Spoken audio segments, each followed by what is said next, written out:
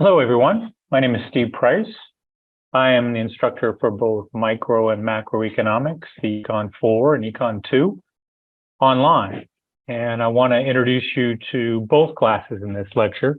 Their structure is exactly the same, although the content, of course, will differ.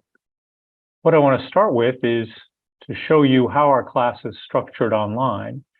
And both classes are structured exactly the same way in terms of how we're going to interact and turn in assignments. And again, of course, the content will be different. Now, to start off this semester, I sent out an announcement to you. Notice the announcement pops up right here. If you go to your settings, if you go up to account and settings, you can set these announcements to go to any email address you'd like it to go to, preferably one that you check often. And so if you haven't done that already, go to account and make sure it's sending you updates whenever there's an announcement. And this announcement was simply welcoming you to this class and saying that I will be posting the class videos as soon as I conduct a class for which I record them. And today will be the first class video following this brief introduction.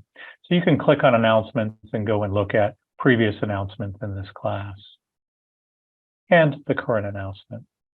Now going back to the main homepage, and I want to show this in the view that you will see it as a student. We have announcements here. We have the syllabus that I'll talk about a little while later. Then we have grades, so you can check your progress in the class. It is currently populated with all of our assignments here. So you can see notes, a quiz, a writing assignment. We get down a little further. We see a peer discussion, elasticity, carbon, pollution taxes, and we see writing assignments. And eventually here, we will see the midterm exam.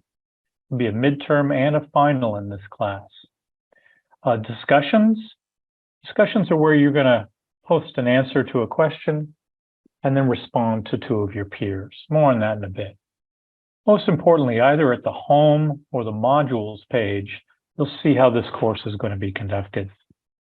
Going here to chapter 1, here you can see our textbook is free and available to you online. It's free both in the PDF version or in the online version. The online version tends to load a little quicker. You can see a reading assignment here. Now note what I'm going to do every week is that the Tuesday lecture posted either Tuesday afternoon, and likely it'll be Tuesday afternoons and evening. At the worst case scenario where it takes some time to caption my lectures, it might be the next morning. What I need you to do on Tuesdays is read the chapter that's assigned, and we can see that on the calendar tool. Calendar tool has all of our assignments for the entire semester. If you click through, you can see the reading assignment. Notice each Tuesday, reading a chapter. And then notice on most Thursdays, it asks you to go to that chapter's learning module and read what is under reading assignment. Notice our due dates are on Sundays. So if I go back to our next class, what I'd ask you to do before you watch the second video is to read chapter 1 and read the articles. So if you click here, read chapter 1.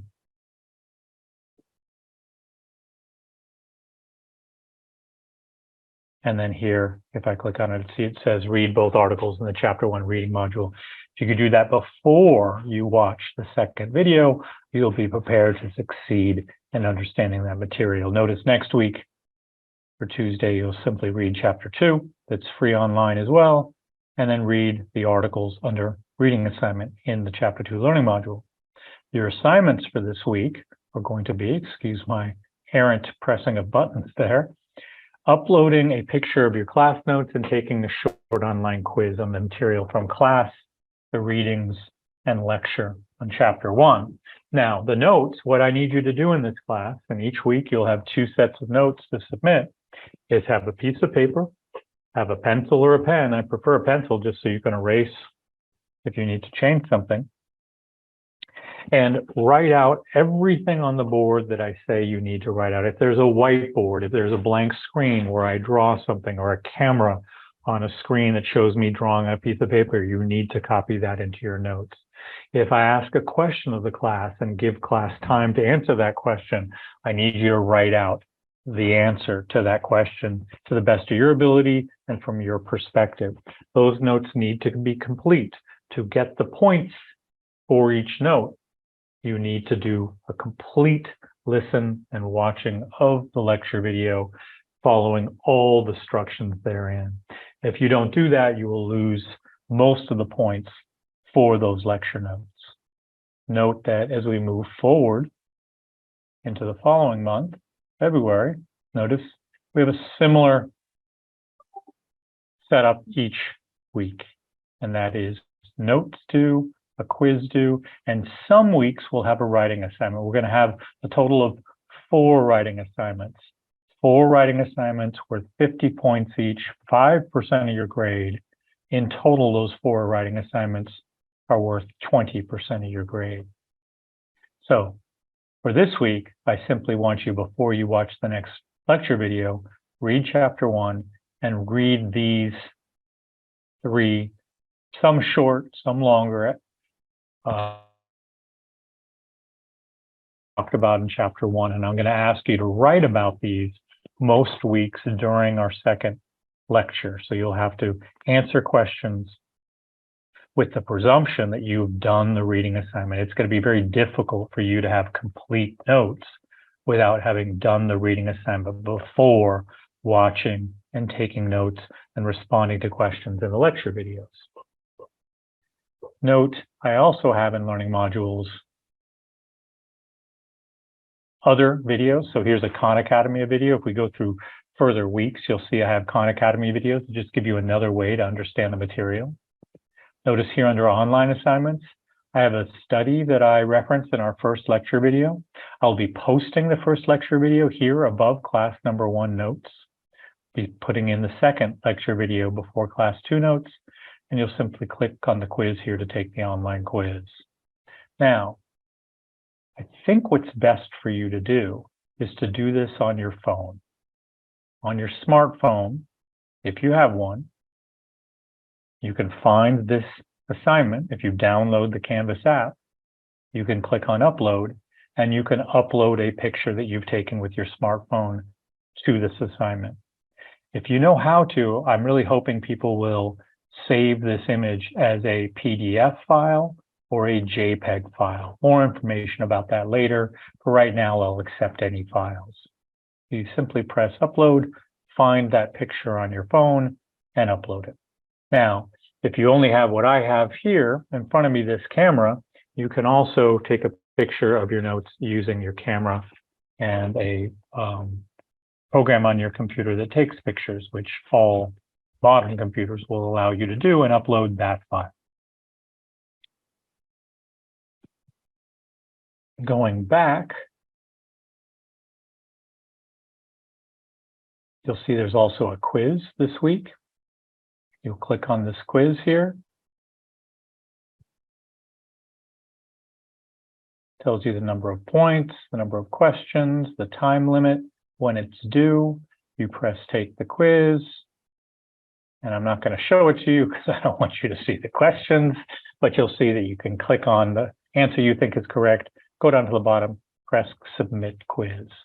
These are due this Sunday. So the notes from the first class, the second class, and then this quiz. Now, going forward, we're going to have some different assignments in coming learning modules. Let me show you some of the variety that we're going to have here. If we go into February, you can see there's a writing assignment. If I click on this writing assignment, you can see the detailed prompt that I have here before you. These prompts are going to be personal. They're going to ask you about your personal experience, about your career goals, about your political beliefs. This is an opportunity for you to share who you are with me and what your views are, because what we're going to be learning this semester in terms of micro or macroeconomics, depending what class you're in. And by the way, while we're looking at the microeconomics course, macroeconomics is following the same format. Although some of the assignments will be different, these first few weeks are going to be the same, although the lectures are going to be different. You're going to need to answer all of these questions in paragraph essay form. Note that if you don't answer all of them, there's automatically a 20% decrease in the grade given. Now, there are only 4 writing assignments throughout the entire semester, so please take the requisite amount of time, 4 or 5% of your grade in answering these. If you click on this, you can either get to this from the appropriate learning module. So if I go back to modules,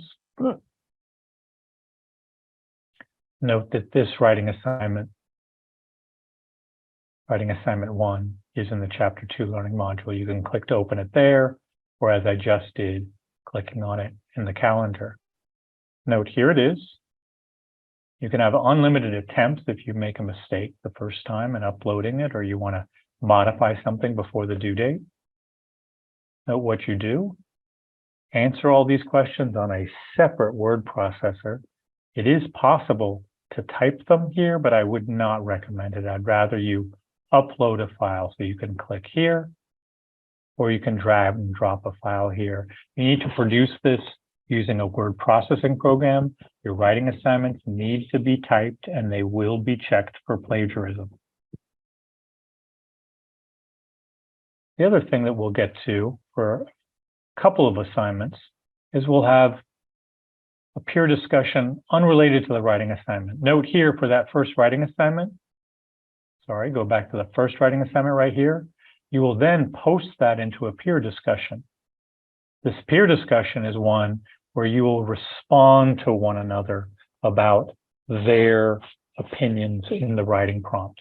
I'm going to give you more information about this as time goes on. We don't need to know about this for 2 weeks, so I'm just going to stick to the information you need to know now.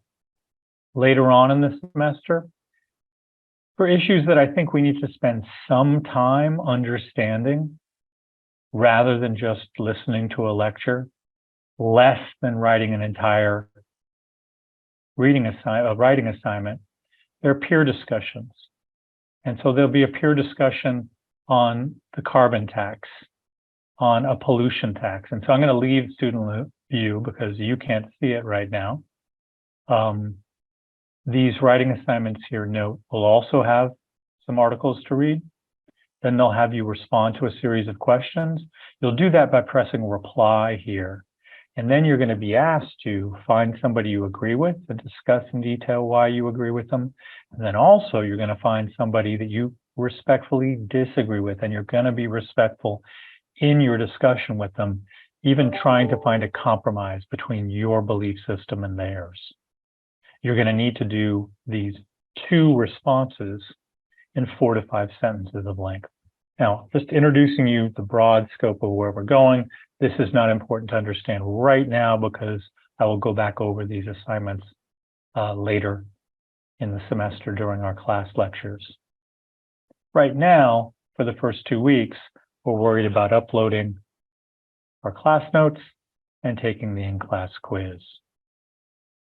So note, if I go to course syllabus, it does outline what's due each class. And then here is our syllabus. So in the syllabus, I'd like you to read it. I'm not going to read it to you.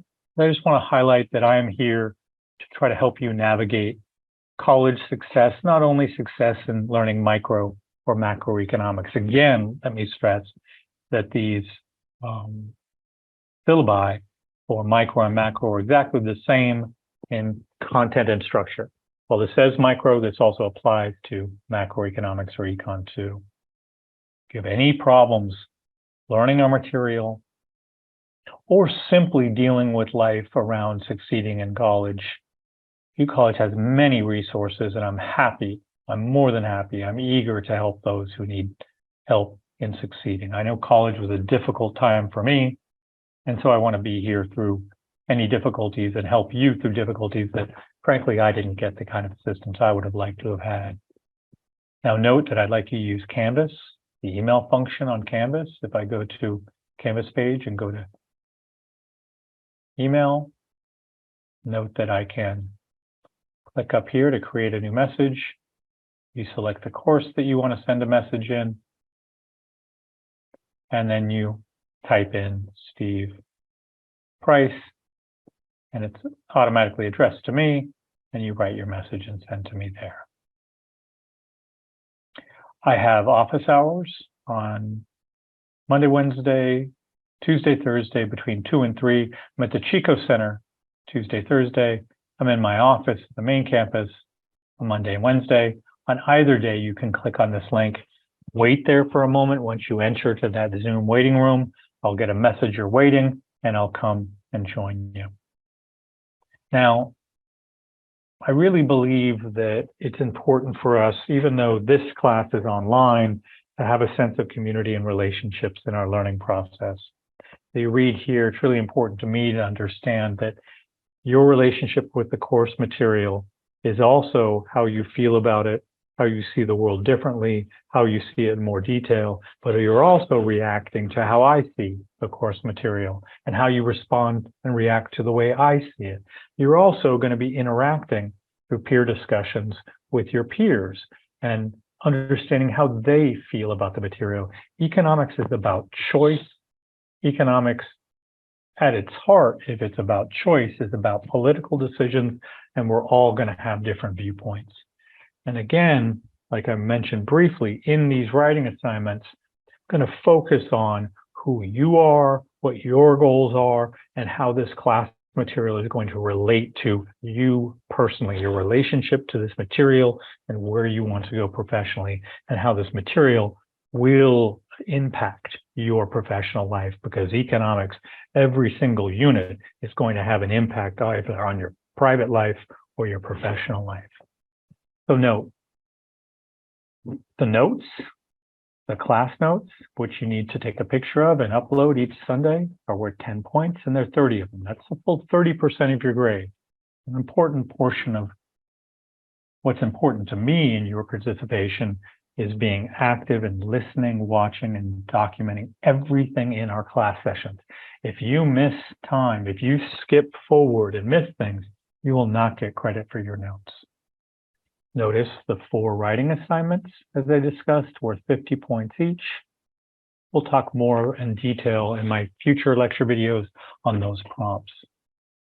Then we will have peer discussions both on those writing assignments. So you will post your writing assignment in a discussion posting and respond to your peers. There will also be 4 additional peer discussions for just you in the online class. What I'm going to be doing is recording my face-to-face class for our lectures.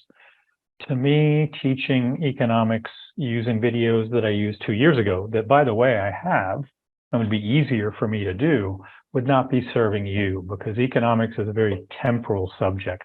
What we're studying is changing constantly. The world is changing constantly. And if we're going to enjoy this study of economics, what's better than to apply these principles to what's happening right now rather than 2 years ago? So that's why we wait a little bit to get our lectures, so they're fresh. There's something that's happening now, and you'll be able to hear some of the discussion that we have in our classroom and hear their responses to what we're studying and their questions. Second to last, we'll have a midterm and a final. These will not be multiple choice. These will not be things that you can excel on without studying. You will have, unlike my face-to-face class, your notes available to you. So the questions will be tweaked a little bit, so they're a little bit more difficult for you, since you will have the luxury of having your notes. You will have 5 to 7 questions asking you about a graph or a math problem or a conceptual problem, for which you will write your answer on a piece of paper, take a picture, and upload it to the quiz, and then it'll give you the next question. If you note, if you look on our calendar for the midterm at the end of March, you'll see there's a practice midterm where you can practice looking at a question, writing something, taking a picture, and uploading to make sure you're ready for this when we have this midterm in March. We'll also have a final at the very end of the semester. Each week we'll have an online quiz. Some will be multiple choice questions that are from our textbook. Some will be ones that I have written to reflect what we've read in terms of the reading assignments, in terms of articles that I have in the learning modules, and also what we've learned in our week lectures. If you would, please read the remaining portion of this syllabus on your own. Note that I discourage late work, and if it becomes a habit, I will penalize for 10% off per week. Note that you will need to take complete notes on everything we complete during our class lecture videos. Note that if you stop completing this course, miss 50% of the tasks over a 2-week period, or miss a midterm, or establish a pattern and not fully participating, you may be dropped from this course without further notice. I will likely warn you, but after a warning, then lack of participation will lead to a lack of enrollment or non-enrollment or disenrollment in this class. So I wanted to provide you this brief introduction of our syllabus, how our class is going to be structured. I know you still have questions, but I want to give you this information when it's necessary, just in time teaching. And so when we get to a point of the writing assignment, the peer discussions, I will be informing you much more about what those requirements are. If you would, wait just a half a second. This video is going to move on into a lecture for the first class for which you'll need to take notes. Thanks for your kind attention. I look forward to spending time with you online and interacting with you this semester. First thing I want to do for your notes, before we get into, I don't know, more technical nature notes, is answer a question. What should be our economic North Star? That is, what should be normative, meaning what is your opinion? We're going to deal with a lot of things where it's objective, what we call positive economics. That is things that these are facts. And then we're going to deal with other things that are subjective. We call that normative. So what is your subjective opinion about what we need to be pointed towards as a country in terms of economic outcomes and opportunities? Where should we go as a nation? Where do we need to be going? What should we be pointing to? Healthcare for all, education for all, less regulations, more regulations for the environment, more help for the poor, more help for students. What should we be doing as a nation? How do we plan to maintain our economic dominance, but then also maybe become more environmentally friendly? I don't know, maybe do something about the homelessness that's exploding across our country, along with the drug use and fentanyl that's coming into our country. Where should we be headed? What should be our North Star? What should we be pointing towards as the goals for this macro economy, meaning this nation's economy? Ready? Write something on that.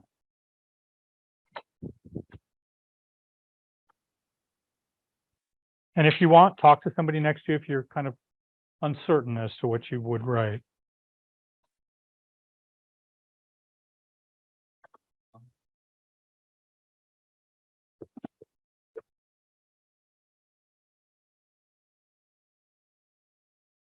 Welcome. Welcome again. Connor, welcome. Welcome.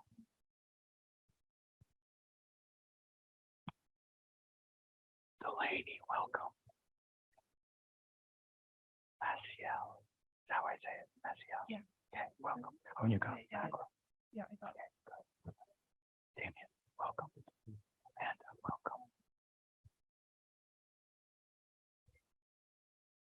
We can silence those, please. Destin, welcome.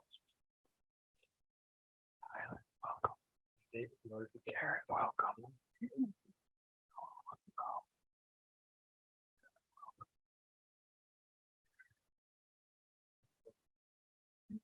Brandon, welcome. Emma, welcome. Justin, welcome. I've had you before. High class. What? Oh, well, we're going to make it this time. Okay, welcome. Eileen, welcome.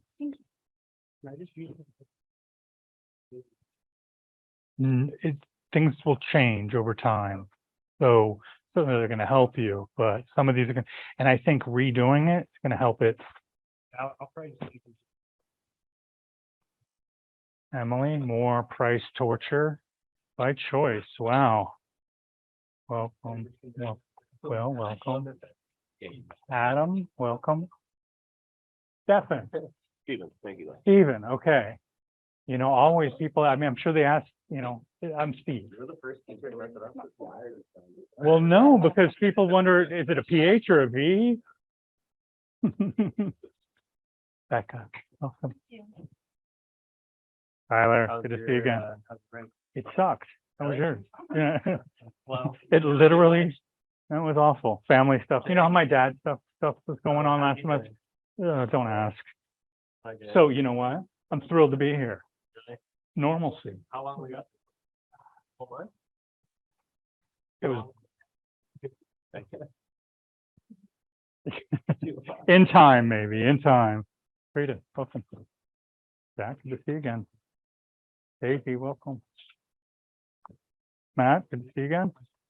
Thanks, man.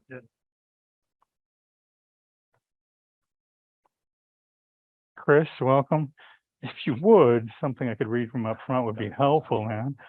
Riley, welcome. Is it Riley? Okay. The man who remains unnamed. I like that. Would you write your name, first name right there? Thank you.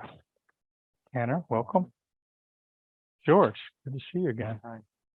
Danny, welcome. Thank you. What's your name? Cambria? Welcome, Cambria.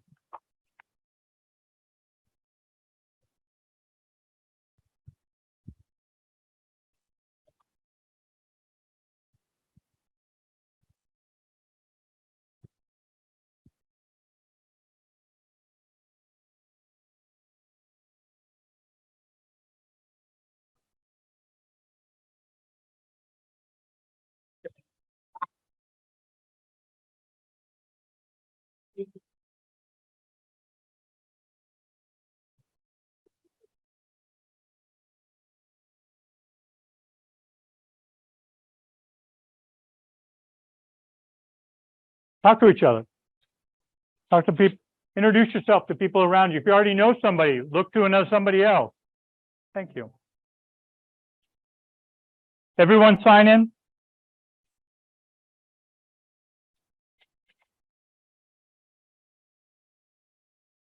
Those of you online, pause. Go talk to your mother, father, aunt, uncle, roommate. Chat with somebody, maybe your dog or cat. Think about how other people would answer this question. How would this differ between you and your friends, you and your family? Take a second and kind of think about the different perspectives that are out there.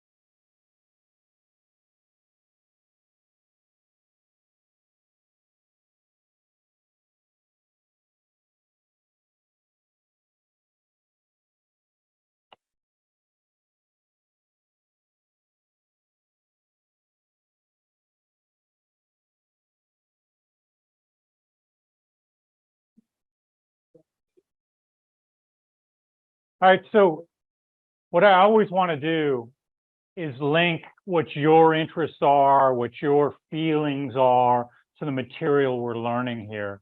Brain science has taught us only recently that all memories have an emotional component to them. So if you're going to lay down a memory, it's got to have an emotional vector to it, so to speak, right? And if I'm just teaching you by rote, just this is true, it doesn't go into memory, nor is it very useful to you. But if you can integrate it by attaching it to what your beliefs and emotions are, then you can learn it better, and then maybe it can be applicable to you. Macroeconomics, I'm going to teach you how to see into the future, and given what the, okay, by the way, seeing into the future, how does that help your finances? Right, imagine, you know, I don't know, what, 20 years ago, and someone whispered in your ear from the future, Tesla, or Bitcoin, but get out by this date. Right now, I'm not able to do that for you. But there are things about the business cycle, the ups and downs of our economy that are incredibly predictable. You're going to know when interest rates are low, so that's the time to buy a house or borrow money, Your business majors, I imagine, many of you, if not most, that's the time that you, if your business it looks good, that's when I would say, well, maybe, but if your business is good and interest rates are low and you project interest rates would be low in a recession, you would know from this class, yeah, there's a recession. Yeah, I might not have customers, but I got a great business model. And as soon as people get back to work, they're going to want my product or service. Now's a great time to borrow money because it's cheap and I'll be ready for the boom. That's counterintuitive, right? Most people would think, wait, in the downtime, you don't expand. But in fact, that crisis countrywide becomes an opportunity. From knowing this kind of material, I'm no financial whiz, but I've been able to buy houses at the low of the market and sell them at the high of the market, and then buy them at the low and buy them when interest rates are really, really low. That's how I've gained my wealth, not by owning businesses, just by buying and selling homes that I live in, not anything turn and flip houses, just things you own. So in the business world and your personal world, knowing what's coming in this class is going to be hopefully really helpful to you if you can remember it as you go forward in your life. What we're going to be talking about are things that are in the paper every day. Every one of these stories here in today's Wall Street Journal has something to do with our macroeconomy. Let's say we send more tanks and weapons to Ukraine. Outside of whatever your politics are about that, is that a boost to our economy or is that not a boost to our economy? That is a boost to our economy. Now, what is it? This is us. So we are giving those away though, right? Giving them away. How could that be a boost? Because we're going to replace them. And those businesses that make Abrams tanks are going to make more Abrams tanks and create more jobs. In fact, most of these tanks that we're going to give to them, if we end up doing that, are tanks that are sitting in storage somewhere. So this is actually an economic boom to us. Does that cost money though? Yeah, that's going to cost money. And so is it okay to borrow the money to do that and put it on future generations? Don't answer that. That is a huge question about national debt. Now, have you heard people that say that our national debt is out of control? One of the things I'm going to teach you is that politicians are full of shit, but maybe you already knew that because each side, like Democrats, when Trump was president, saying, look what he's doing, he's adding to the debt, what a horrible thing. The debt. And the Republicans, what are they saying? Oh my God, look at the Democrats, they're adding to the debt, it's going to kill us. Which side's right? Well, they both have. The thing about economists, we see things in a very objective fashion, and we know that Democrats and Republicans are right on some things and wrong on other things. Not 100% right on any side. And so you're also going to be able to see through the nonsense you hear from both political parties, because their goal is to get your vote, not necessarily inform you in a really, I don't know, high level way, inform you in a way that makes you want to vote for them. This one, not so much. So notice companies are shedding temporary workers. Notice what it's saying here. Is that a good thing or a bad thing? And what it's talking about here is if you're getting rid of temporary workers, that might be a prelude to them losing or getting rid of full-time workers. So the big question is, are we about to head into a recession? Are we about to slow down? I have my predictions. I think we've got this perfect. What are we dealing with that we don't like economically? Inflation. How are we dealing with inflation? How do we bring it down? Yeah. Not borrow, but yeah, the Federal Reserve, our bank that's able to create money, a whole lot more about them as we go through the semester. They are raising the cost of borrowing, which makes it more expensive. So I got to buy a car. I just gave my daughter my old car because hers broke down. Now I got to buy a new one. Well, damn, she timed that all wrong because interest rates are high. So I'm having to figure out how to do that. But point being, when interest rates are higher, people like me are going to take out fewer loans to buy cars, fewer loans to buy homes, fewer loans to fill those homes with furniture and appliances. Now, what are they doing? They're trying to slow our economy down so that prices start dipping. Has it been successful? Yeah, it's working. It's working. This is where our political, right? We might be hearing on Fox News or or wherever on CNN or on MSNBC, what they want us to hear, inflation has gone from what, 7.8 down to 5.5.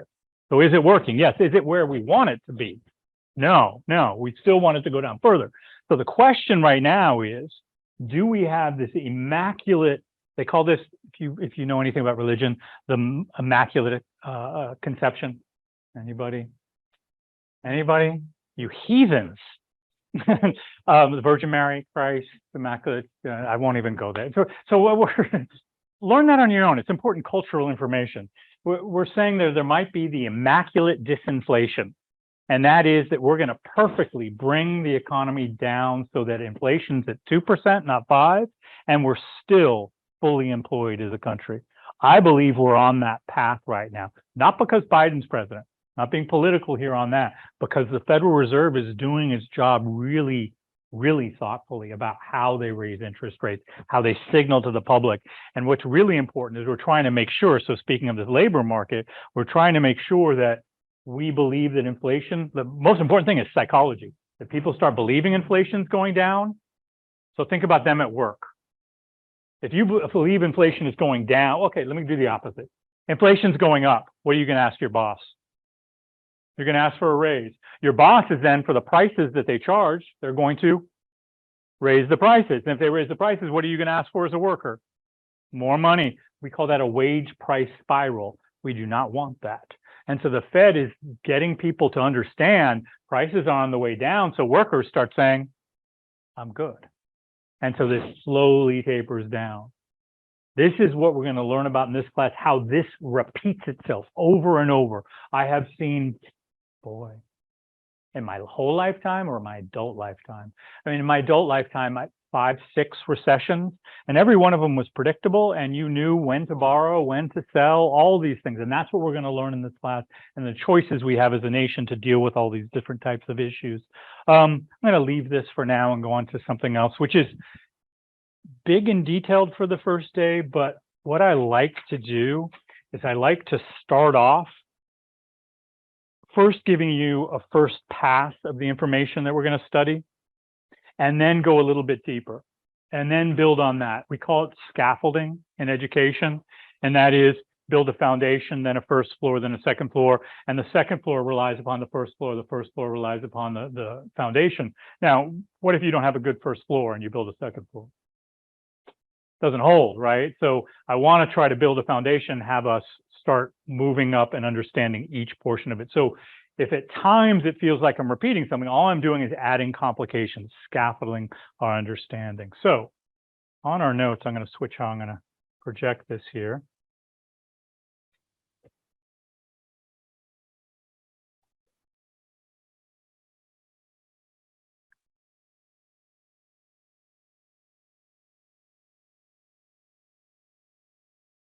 Whoa, not that camera.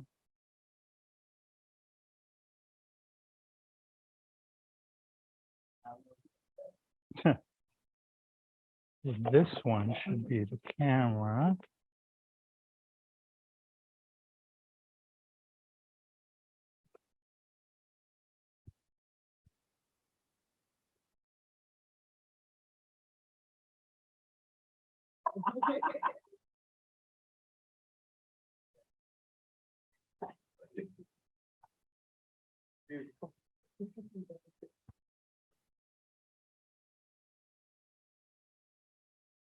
There's always a workaround. If this doesn't work, we'll do something else.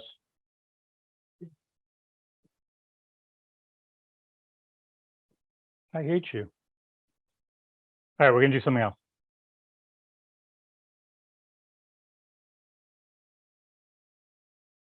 All right. As a teacher, you got to be flexible. So I got another way of doing this. So what I'll do a lot in class when this camera decides to work, which I'm sure I can make it work if I throw it around and flap it a little bit. When I get to work, what you'll see is you'll see just my hand here drawing stuff that'll be projected up there. And I think students like that. I mean, you'll tell me over time, rather than just me projecting PowerPoint bullets, but me writing it out. Yeah, I think I'm seeing yeses. And I'll do a lot more of that if that thing will work, but I'm just happy that the computer's working today. So first, write out this formula here, and we're going to define it. This is going to be the basis of our class to the very last day. The quicker we get this, the better we can build floors on top of this.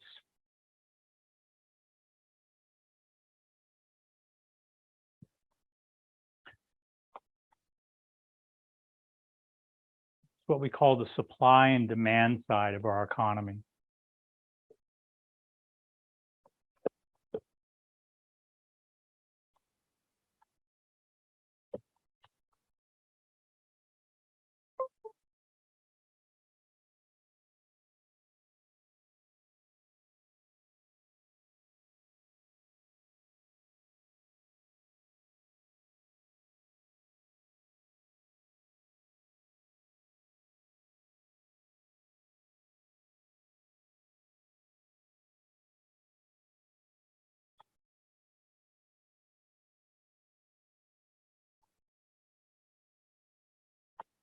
So on the right side is how much stuff we make. On the left side is who buys stuff and how much. Here is the size of our economy. So GDP. GDP is our gross domestic product, the value of all goods and services made in our nation.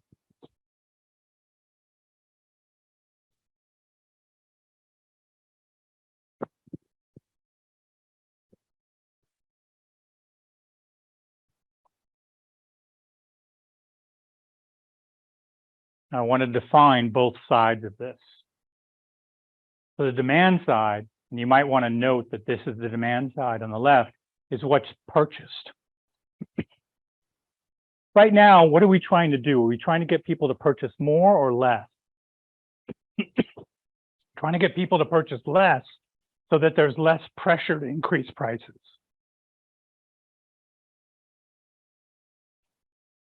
So how do we do that?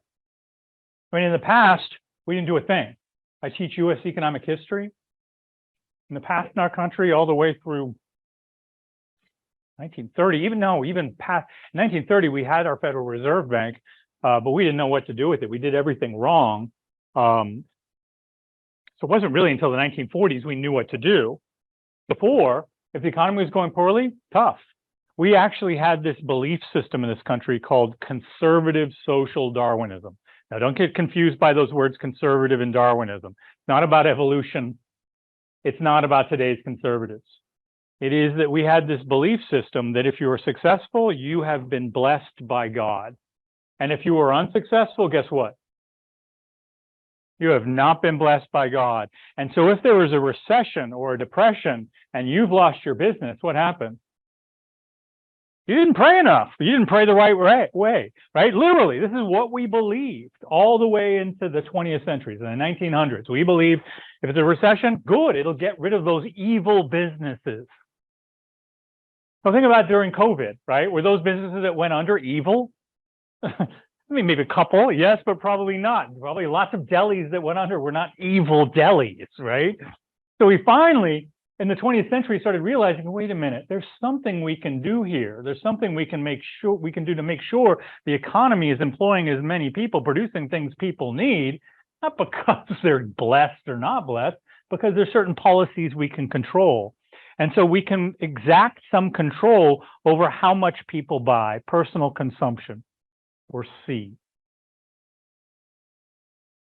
Right now, we are wanting people to buy less things. Why? Because if more people are buying something, if more people are trying to buy something in your store, what are you going to do as a profit maximizing business? You're going to increase your price, right? If you're trying to maximize your profits. So we're trying to make stores. Well, what do we want them full or a little bit empty?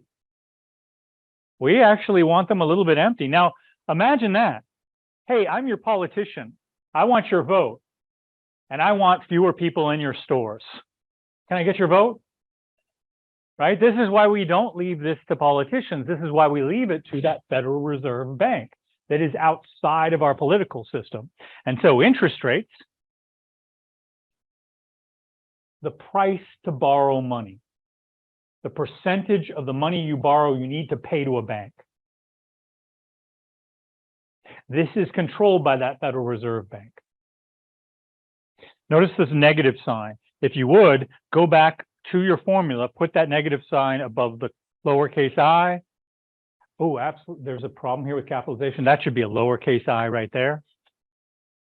Apologize. And there should be a negative sign above that too. Lowercase I for the capital I after capital I. Both of those should be negative signs. Because there is an inverse relationship between interest rates and consumption. So I'm going to make some changes right here.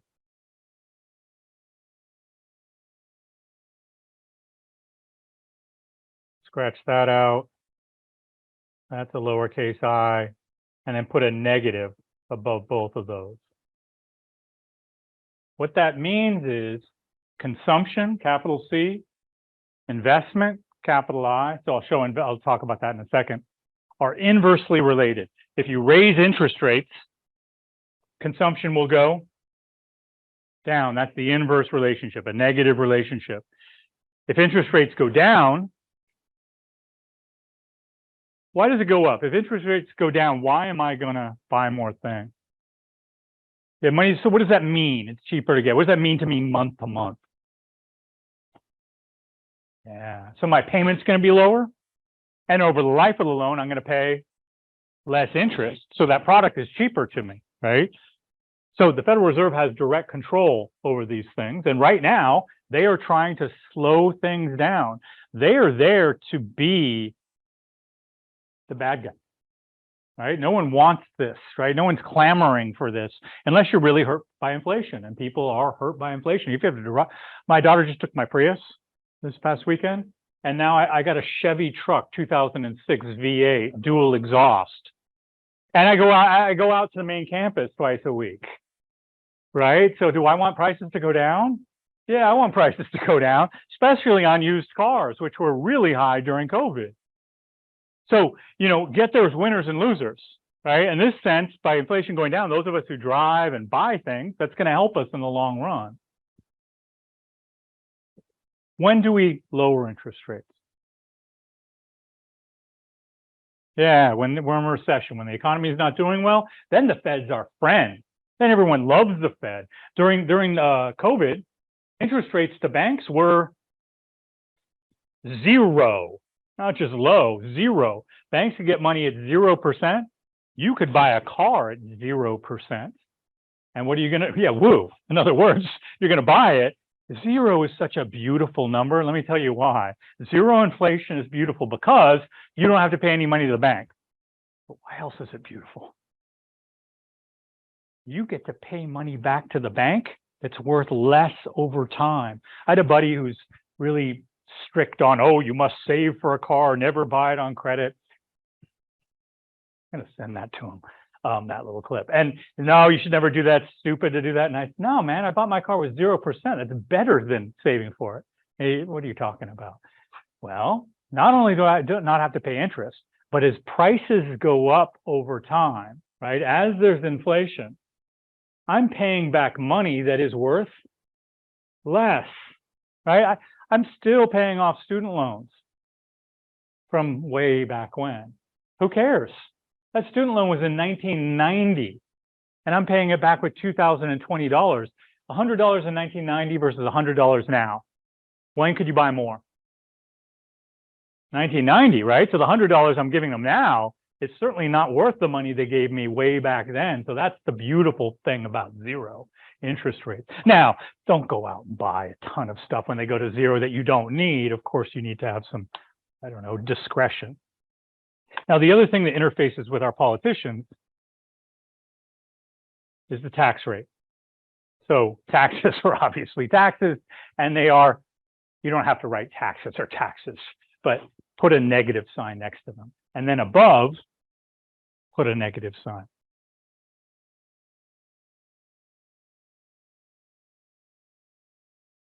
So these are also negatively related. Under the Trump administration, 2017, what happened to taxes for everyone? Everyone. Yeah, there was a big cut in 2017 in December for everyone. What does that do to consumption? You have to pay less to the government. Yeah, consumption goes up. Did it help the economy? Don't get all crazy that you think this is going to become a political debate. This is an economics class. I got buddies who are, I'm moderate. I'm right in the middle of the road, as they say, right where you're going to get hit if you're in the middle of the road. But I see truth on both sides. But I had buddies who are very, very progressive or liberal who would say, man, Trump is destroying this economy. And well, no, if you cut taxes, that's going to boost the economy. But you could have an argument, should you cut taxes on the wealthy? Right? You get to how that could be a real debate. But saying that tax cuts hurt our economy, no. In the long run, might we have more debt? Yeah, that's a possibility as well. But what this class also enables us to do is step outside of the political arguments and just look at the facts, right? I might also disagree because I'm moderate and I'm an environmentalist, I suppose, that I don't like the idea of reducing regulations on protecting the environment. He did a ton of that. Now, what does that do to our economy? Boosted it for sure, right? In the short run. In the long run, might it come back to haunt us? Maybe, right? But in the short run, absolutely boosted it. I had some of my friends say, oh, those regulations taking them off, that's going to be horrible for our economy. No, you don't understand economics, obviously. You're just speaking about your emotional political viewpoint. And we here, we can all have our emotional political viewpoints, but we have it informed by data and facts. All right, next. We got G, which is government. Oh, no, sorry. I is investment spending. If you would add something to this, this is businesses borrowing money and investing into themselves. This is not you buying a stock. This is not you buying Bitcoin, God forbid. At least if you do, know when the bottoms, the peaks and the valleys are for Bitcoin. We'll get into currencies and Bitcoin and the nature of money later in the semester. This is money that's borrowed by businesses to invest in themselves. That's crucially important, you know. This is not a business investing in something else. It's borrowing money and expanding their facilities, borrowing money, buying new machinery. Notice this too is modified in the same way as consumption. Interest rates go up, businesses invest less. Tax rates go up, businesses invest less. Now, here's the one where we really have debates in the society. Government spending, how much and on what?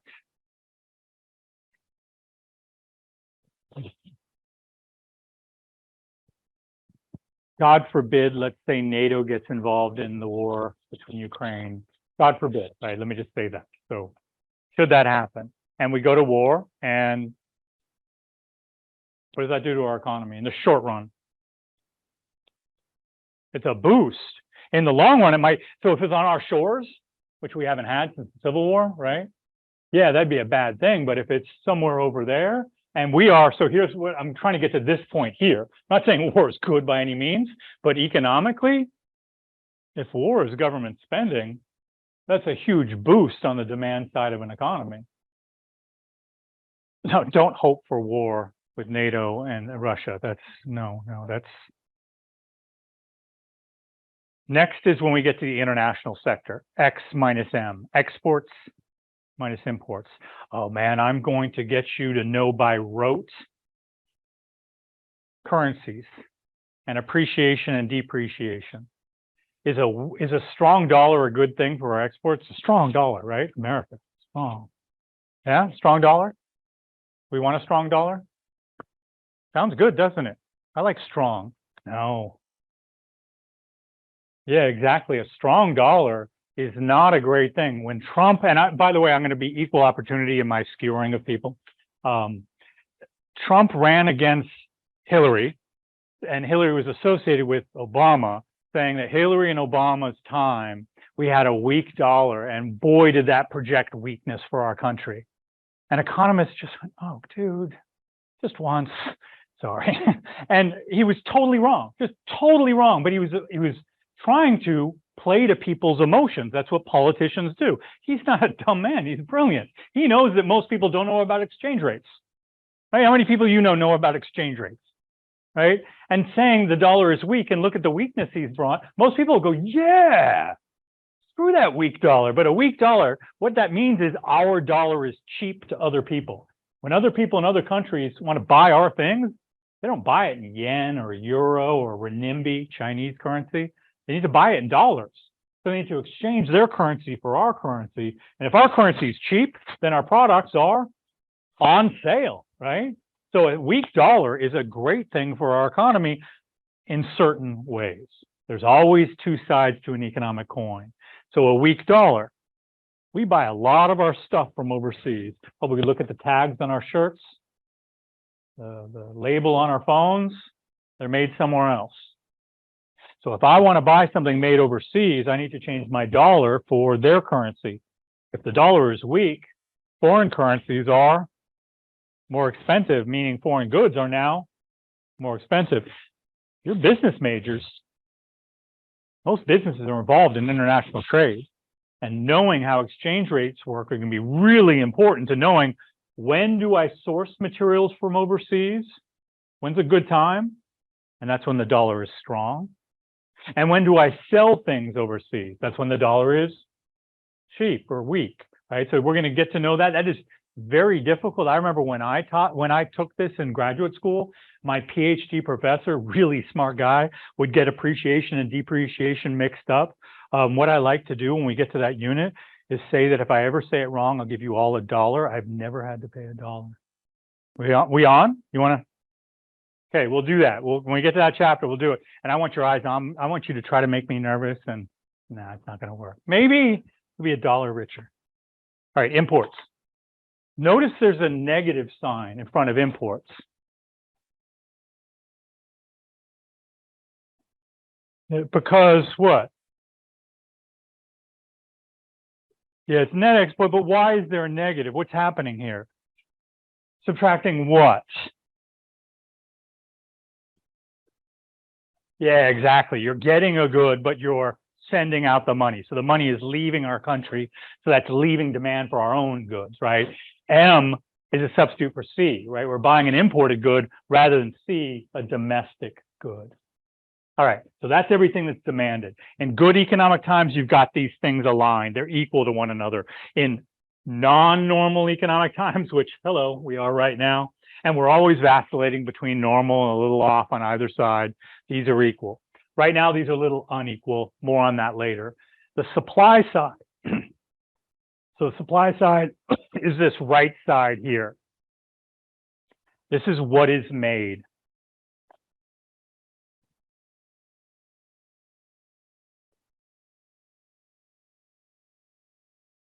Everything that's made, every product and every service has these four components. L is land or natural resources.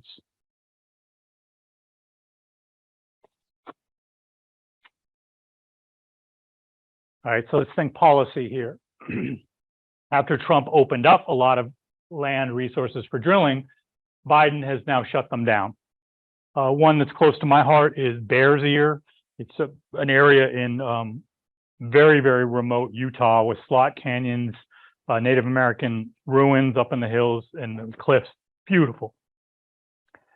Pristine. And Trump opened it up to drilling and drilling for gas there. Was that a good thing economically? More land resources, right? And was I for it? Personally, I wasn't for it. Now Biden comes in and Biden says, nope, no more. You can't drill there. Was that good economically? No. Was it the right thing? Now you decide, right? That's where your subjective normative opinion comes into play. Now, I could also add a complexity there. For Trump opening up in the short run, that was a benefit. If climate change is real, which I believe it is, and more emissions get emitted from the burning of fossil fuels, in the long run, might it not be a good thing? All right, you get that point? There's a short run benefit and maybe a long-term cost to that. Republicans tend to want to open up more of our natural spaces in the country to create resources for drilling and mining. That is good or bad for our economy? Good. Is it bad for our environment? Possibly, right? I think so in many cases. Certainly, if you're in on climate change science, Democrats tend to want to shut that down, right? So each side, and you can, I know that, and yet I still vote on let's protect some natural resources. I think that's important, but I have to understand as an economist, I'm making a cost-benefit analysis. We're going to lose some jobs and some vitality in our economy for protecting some of the environment. That's the reality of the situation. Labor, human resources.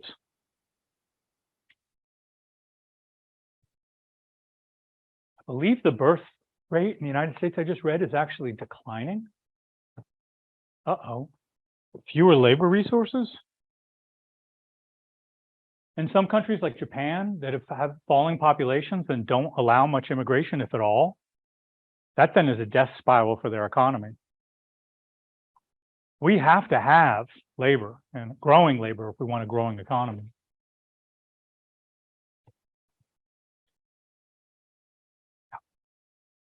Yep. It's possible. It is a big hindrance for their long-term viability. Now, why do we want a growing economy? Why do we want a growing economy? Why do you want a growing economy? But for you, what does it mean?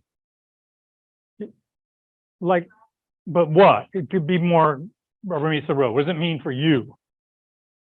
How? They're just going to print money and send it to you? Jobs, right? Yeah, jobs and job security, right? Trying to get to the rubber meets the road. A growing economy creates new jobs. Now, if we don't have a growing labor force, maybe that creates more job opportunities, but it also retards or holds back our economy. That might mean fewer jobs available to you. So what do we have in this country that saves us? Immigration. We would not have a growing population without immigration. Immigration runs at about 1%, while we're domestically negative. We need that. Now, are there political arguments that are talking about the border, right? And we can believe that we need a more ordered border and more structured laws and reforms on refugees, but we gotta have immigration in this country, given the fact that we don't have a growing population if we want a growing economy. Now, add that to Tucker Carlson talking about immigration at the border. Right? And I don't mean to be, like I said, I'll hit on both sides, right? But when we're talking about how we need to end immigration, my dad, who lives in Texas, who might be from Texas, I'll just leave it right there, says that, the reason we're having inflation is immigrants. And it was one of those moments like, I love you, Dad. I love you so much. And I just don't say, well, I'm an economist. And no, we need those immigrants because we need this growing labor force.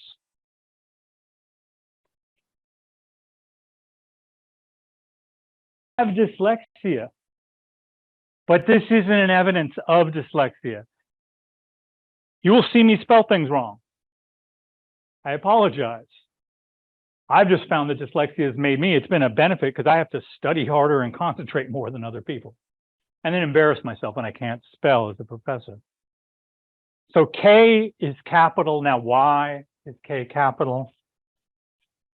Because C is personal consumption, okay? And so that's how economists note that. Capital, tools, tech, machinery. Notice this classroom, this computer, my computer, that there, this here. All of this capital hopefully should make me more effective and productive doing my job, as there is more. So the last one, productivity. So write that one down. How effectively we use our land, labor, and capital.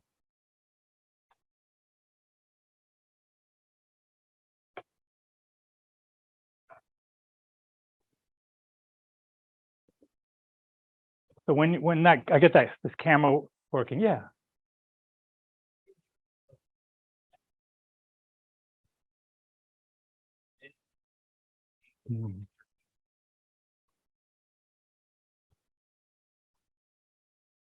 Yeah, so great question.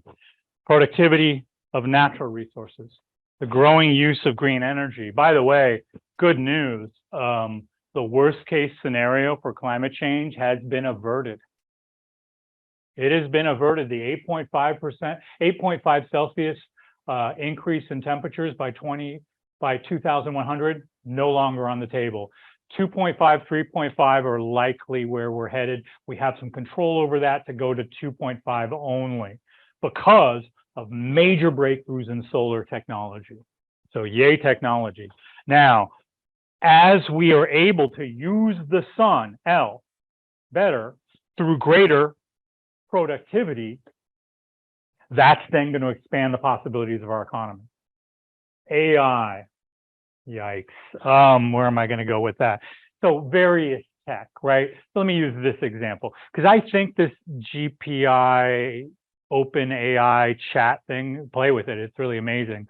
I think it's going to revolutionize a number of things where you have to write some kind of thing like a lawyer's brief or a report. I think it is going to be a really productivity enhancing device, as you were talking about from a previous class, Noah, of somebody fighting a ticket with it. But let's use this camera right here, for example. That's my iPhone, which is also a camera, and I'm going to have this document camera with my hand writing something. And what I'm going to do this semester, because I finally got this working, I think I got the technical skills to have both a full screen of what's written here and then a picture of me here. I think that's going to make it for a more effective class because my last semester's class online had to look for an hour and 20 minutes at my hand drawing something. And I sometimes don't clean my fingernails. And a buddy of mine sent me hand wash the other day last semester. You know what? I'm pretty sure my buddies rate my professor, and I think someone might have commented, the dude's got dirt under his fingernails. So my productivity has just been increased. Yes, you've seen it? Don't tell me what's on there. It's a good friend, asshole. Not you, but that's what makes him a good friend. So, this technology is going to make me, I think, a more productive, effective teacher. So where you get technologies, both capital and where you're able to use your resources more productively. So you here, hopefully through your education, I'm not going to say through me, but hopefully through me in some small way, your human resources, your abilities, your knowledge, skills, and abilities are going to become better, more productive, making you richer, but also making the economy richer. So this is the basic layout of where we're going. Now we're going to go to places with graphs and shifting graphs and understanding of relationships between graphs that represent the real world, what's called analytic thinking. The two major things that pay off in terms of income. I don't know if you're here for a good job that's fulfilling. I don't know if you're here for an education because you love learning, but I do know many of you are probably here because you want to get a job that's rewarding for you, both personally and financially. And the two things that are the biggest payoff, analytic thinking skills and emotional intelligence. That's what studies show. You need emotional intelligence, analytic critical thinking skills. Everything in this class is analytic critical thinking skills. If you're tuned in this class, you are building those skills. Some days your hand's going to hurt from writing so many graphs. Some days your brain's going to hurt. What happens, I've used this before in previous classes, what happens when your muscles are sore after a marathon? What's happening? They're growing, they're getting stronger, right? So I'm going to help you get stronger in both of those skills because this semester I'm going to start doing more putting people into groups. Last semester I felt there was some difficulty in that because we'd spent so many years apart during COVID. And now let's rebuild those skills, be together, help work on problems together. Another issue around that, all the jobs I've received in my life, have I give you my introduction? Hi, I'm Steve Price. I graduated from Chico State in 1991. I grew up a very, very poor kid literally we had dirt floors and mud walls and outside of Santa Fe, New Mexico growing up and not enough to eat. So I know what it's like. I mean, if some of you come from working class, struggling class families, I lived struggling class. Now, my mother was a hippie and chose that lifestyle. So you got to factor that in. And so I really wanted to strive and do well. My brother and I both went to Chico State. I got an internship at McDonnell Douglas working on the F-15 fighter aircraft, computer programming, got a job with AT&T, or actually an internship with AT&T doing computer programming around online learning, what was the new thing in the early 90s. They paid for my master's degree in economics. Get a company to pay for your master's degree, by the way. It's nice not have to pay for it.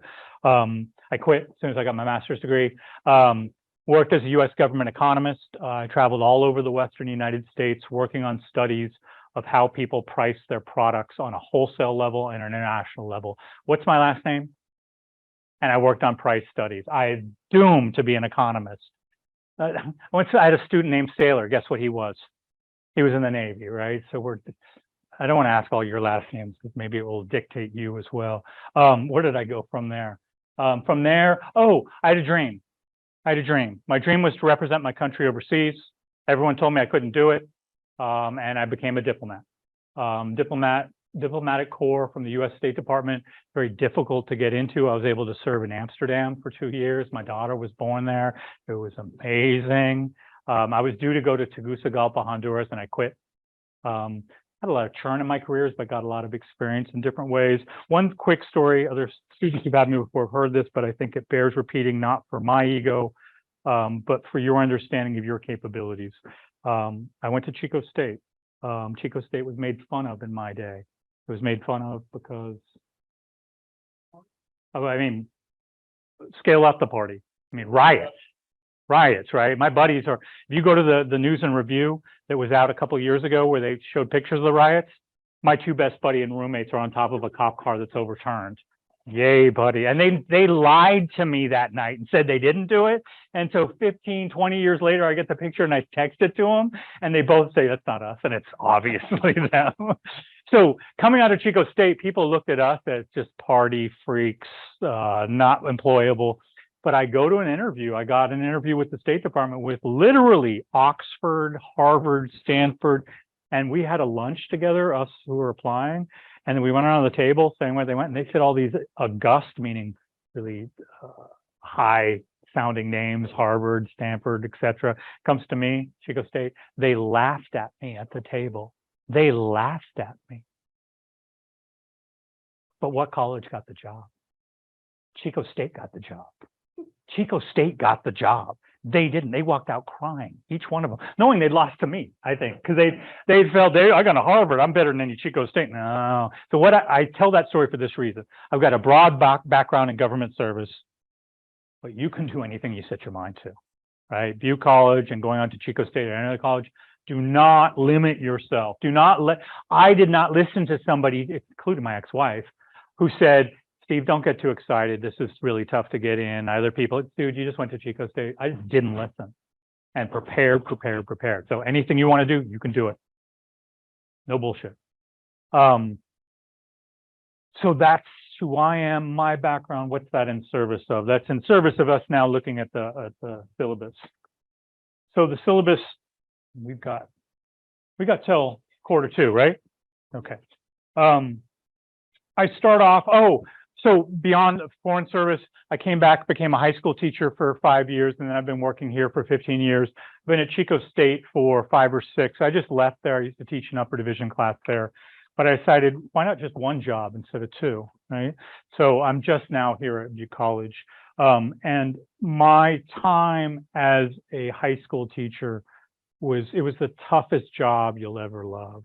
I really, really valued being there for students to help them not learn, but help them grow as human beings and deal with trauma. Like I said, I grew up in a rough background. I never had a teacher pull me aside and said, Steve, we know you're smoking weed and that's, whatever you want to do, but you're doing it during class. Why don't you stop that? Never had a teacher say that to me. And if I had a teacher say that to me, it would change my life. Like I would have realized, okay, they noticed that. I need to do something different. Maybe I'll smoke after school, right? I'm not encouraging that, but I've never had someone there who cared about me. I became that person as a teacher in high school, and I want to continue that in this sense. And I say it in this way on the first paragraph, that View College has all kinds of resources for you. I know that some of you might come from backgrounds similar to mine, right? I had some emotional abuse in my background. I had poverty in my background, all kinds of things. And I could have used some help. And so we do have help here, and let me be that conduit for you. Come to me always when you can't understand economics and how to be successful in this class, but also come to me if there's something in your life that's inhibiting your success, and I will connect you to resources. Next paragraph talks about how to contact me on Canvas, my phone number, my Zoom link, my office hours. Then I have a preamble there before I go into how I'm going to grade this class. The preamble is that I believe college and classes are about relationships, your relationship to each other and your relationship to the material, your relationship to me and my understanding of the material. And I'm going to even add something else onto that. I've changed my writing assignment. So in the past, I had 10 in my class in previous semesters. We only have 4. They're going to be worth 50 points each. Right, so that's 5% of your grade for each one of them. You're going to have to spend a good amount of time on them, and they're going to be more personal. They're going to be about who are you, what are your goals, and then how do your career goals relate to what we're learning. So what I'm really hoping to do in refashioning my writing prompts is to get to know you better, but also connect the material to what your goals are. Because why learn economics as something over here rather than understanding how interest rate changes might affect you and your career? Tyler? No choosing anymore. Yeah, 4 period, right? I also did a lot of playing around with a open GPI, what's the AI, that chat? Somebody played with it? Unbelievable. I put in all our previous prompts from last semester. It spit out A papers every time. So I'm not using that. I'm not using the old prompts anymore. They're going to be much more personal and they're going to relate to our material in a way that AI can't. Don't want to give you an avenue to skate that way. The way we learn how we think is by talking and writing. So I want you to really write, not accusing any of you of that you were going to use it, but I know if I was pressed for time as a student, it might happen, right? And it's not going to work for you. I put my new prompts through there and it sounds like a kindergartner trying to understand something. No offense to kindergartners, but I rendered it obsolete, and all teachers will learn. You just make it more personal. No, it's all on there. Every week it is listed. So your first one, not for 2 weeks. Yeah. And so I'll show you the calendar. Our calendar is all mapped out for everything when it's due all semester long. So there's 4 of those writing assignments. 4 peer discussions where you'll post your writing assignment. And note, if I'm asking you personal questions, I'm going to allow you a little grace not to post things if you feel it's too personal. I'd love you to be able to share personal so you can connect with each other when you respond to one another on the peer discussion, but I'm going to give you some flexibility there. Midterm and final, like I've said, I believe 300 points each. During COVID, a lot of us instructors kind of dialed it back, realizing testing online is difficult and people were going through a hard time, but it's time in my estimation to go back to how things have been done and will be done in colleges again. So I'm going to take us really quickly here to our webpage and let's look at what I've got available for you. So while I'm going to challenge you on the test, I'm not going to trick you on the test. On our tests here, once I get us to the right class, those who had me in the past, what do you see in my study guides, and then what do you see on the test? You hear that? All right, say it louder. Somebody didn't hear. What I provide, yeah, exact thing. What I provide you is how I'm going to test you. That doesn't mean it's easy. You've got to prepare. I have some students who look at it and go, I got this, and they get in class, oh, wait, I don't got this. So you've got to practice. But I'm not tricking you. I'm just challenging you. So note, no, wrong class.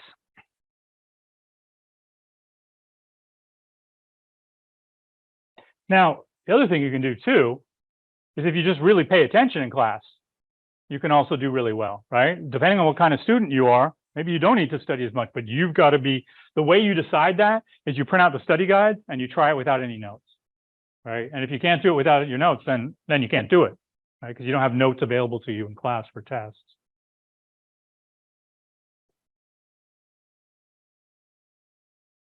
All right, so, oh, come on. Midterm study guide, I'm going to show you right there.